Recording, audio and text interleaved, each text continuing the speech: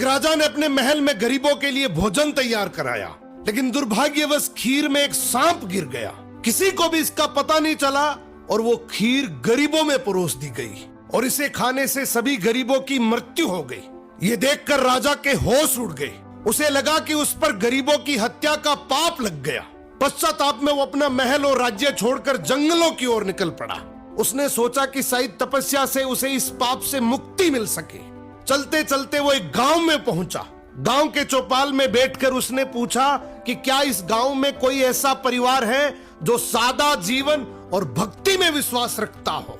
गांव वालों ने बताया कि यहाँ एक भाई बहन रहते हैं जो बहुत ही सादगी और भक्ति से जीवन बिताते हैं। राजा उसी घर में ठहर गया।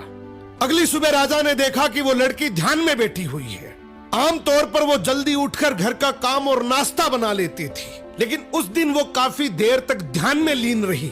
जब वो ध्यान से उठी तो उसके भाई ने कहा, बहन आज तुम देर से उठी हो, घर पर एक मुसाफिर ठहरा है, नाश्ता कराकर उसे जल्दी भेजना था।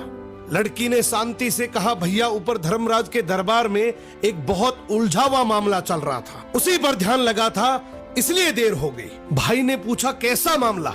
लड़की बोली, एक राजा ने गरीबों के लिए भोजन बनवाया था, लेकिन दुर्भाग्यवश खीर में सांप गिर गया और वही खीर खाने से सभी गरीबों की मृत्यु हो गई। अब धर्मराज ये तय नहीं कर पा रहे हैं कि इस पाप का दोष राजा को लगे या उस सांप को या फिर उस नौकर को जिसने बिना जांचे खीर परोस दी थी। राजा ने प्रार्थना की, क्या मैं एक रात और यहाँ रुक सकता हूँ? भाई बहन ने अनुमति दे दी। उधर गांव की चौपाल में दिन भर लोग बातें करते रहे कि पता है फला राज्य के राजा ने अपने राज्य के गरीबों को हटाने के लिए उन्हें जहरीला भोजन खिलाकर मरवा दिया। बिना सच जाने लोग निंदा करते रहे। अगली सुबह लड़की फिर ध्यान में बैठी। ध्यान पूरा होते ही वो अपने काम में लग गई। राजा ने उससे पूछा, बेटी अब बताओ गरीबों की मृत्यु का पाप आखिर किसे लगा? लड़की ने शांत स्वर में कहा, वो पाप उन लोगों को लगा जो चौपाल पर बैठकर बिना सच जाने निंदा कर रहे थे। राजा की आंखें भर आई, ये जानकर कि वो इसका दोषी नहीं है। जिंदगी में याद रखना, दूसरों के पाप गिनने वाला इंसान अक्सर अपने सर पर सबसे